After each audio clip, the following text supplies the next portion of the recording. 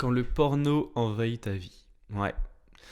Alors, tu sais, je t'ai déjà parlé de porno et compagnie, je t'ai déjà parlé de à quel point, tu vois, c'était vraiment un problématique. Mais quand tu es addict au porno, il y a un phénomène qui touche la plupart des addicts avec peu importe l'addiction à laquelle ils sont, c'est que tout va passer après ton addiction. Alors, tu as peut-être d'autres addictions qui vont à peu près être au même rang, mais globalement, tout va passer après. Autrement dit, tu peux, par exemple, alors que ce soit dans le cas du porno, ça peut être dans le cas, par exemple, de prise de drogue, que ce soit dans le cas des jeux d'argent, en fait, tu peux passer des heures et des heures à préparer ta consommation. J'entends par là que tu es peut-être même en train, si tu n'as pas l'occasion de faire ça, tu es bloqué par un travail, tu es bloqué dans un bus et que tu as cette envie, tu vois, qui te prend, tu peux être, en fait, capable, dans un processus mental, d'imaginer, de tout prévoir, de faire un plan des plus construits d'une liste, euh, d'avoir un processus mental de création absolument puissant, en fait, d'une puissance absolue, qui, au final, pour aboutir à ta jouissance.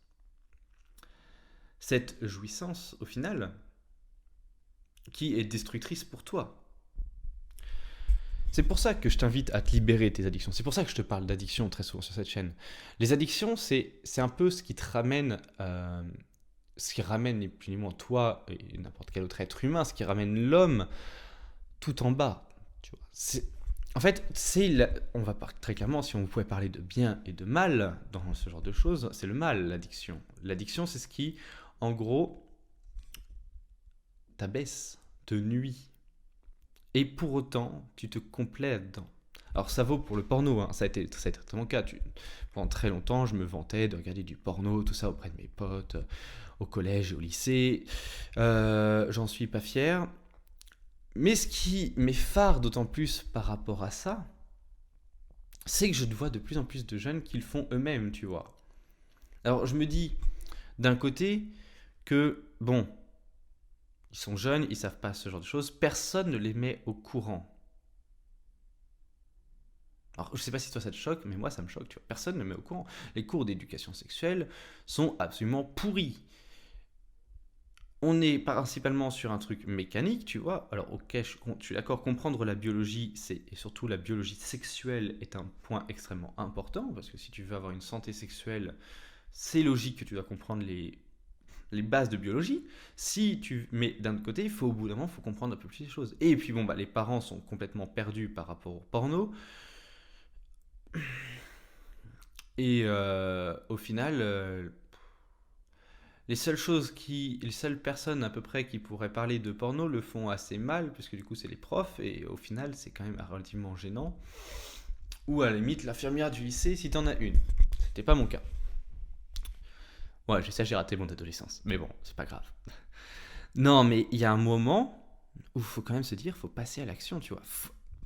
Est-ce que tu vois le temps que tu peux perdre à imaginer ta consommation de porno, à imaginer ta consommation, je sais pas, d'aller te masturber, je sais pas, t'imagines le plan absolu à fantasmer là-dessus.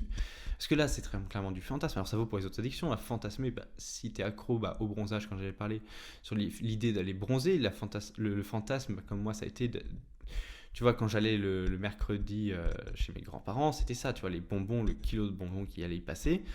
Je fantasmais dessus quasiment toute la semaine. Ça, c'était dans ma tête, ça m'obsédait. Tu vois ce que je veux dire? Tu peux y passer un temps infini et tout le temps que tu vas passer à ça, finalement, tu le mets pas pour t'améliorer toi-même. Tu le mets pour te complaire dans quelque chose qui t'est négatif. Alors, libère-toi de l'esprit, commence à lutter. Alors, c'est sûr que la lutte, tu vas donner énormément d'énergie. Dis-toi que toute l'énergie que tu as mis pour être addict, alors, attends sur ce point-là. En fait, à chaque fois que tu te mets à penser à quel point tu vas te satisfaire dans un truc, à quel point tu vas prendre ton pied, et que tu mets quelque chose, alors que, au final, au bout d'un moment, tu te rends compte que c'est pas bon pour toi, mais ton cerveau, il est vrillé, il est en mode focus, et toute l'énergie que tu mets là-dedans, voilà, tu le mets pas dans un autre projet. Alors oui, il y a une responsabilité parce que c'est toi qui oriente tes pensées, mais ces pensées, elles sont focus sur un truc Et c'est extrêmement difficile d'en changer. Et je parle en connaissance de cause, tu vois. Ça m'arrivait. Quand tu es sur ce genre de choses, tu sais que ça va pas être bon. Certaines fois, la branlette, tu sais que quand ça, tu vas finir comme le pire des... tout en bas. Tu vas finir comme une merde, comme pas possible. Ta dévalorisation mentale et psychique va être une catastrophe. Tu sais que ça va nuire après, par rapport au porno, tout ça, ça va nuire à tes performances sexuelles, ça va nuire à ta santé mentale. Et pour autant, tu peux passer des heures et des heures à préparer ta consommation. Et même si tu le sais, tu as une forme de déni, en fait. Et c'est normal. Le déni, c'est un processus humain. Le fait que tu l'aies, c'est normal. Est-ce que être dans la norme, c'est une bonne chose? Je ne dis pas non plus. Mais ici, c'est un processus de protection qui, en gros, tu dis, oui, voilà, hop, faut que je sois et que je consomme, et non. Alors, ce que je veux pour toi, c'est que tu commences à lutter contre ton addiction, que tu commences à essayer, voilà, d'être plus en forme, mentalement et physiquement, et donc que, ok, tu vas perdre énormément d'énergie, et il te faudra autant avoir plus d'énergie que ce que tu as fait, justement, que l'énergie que tu as mis pour consommer les premières fois. Autrement dit, à chaque fois que quand tu vois tu es en manque et que tu mets de l'énergie pour aller consommer, tu vas dans la difficulté, dis-toi que toute cette énergie-là, va falloir en mettre au moins le double pour compenser. Alors, si tu comprends pas l'idée, et je comprends qu'elle soit un peu aléatoire, tu vois, enfin, un peu aléatoire, pardon, abscon, c'était le mot qui me venait. Eh bien, imagine un drogué. Et il a plus sa dose chez lui, il est en manque. Il y a quasiment plus de dealers en ville, les flics ont bien fait leur travail.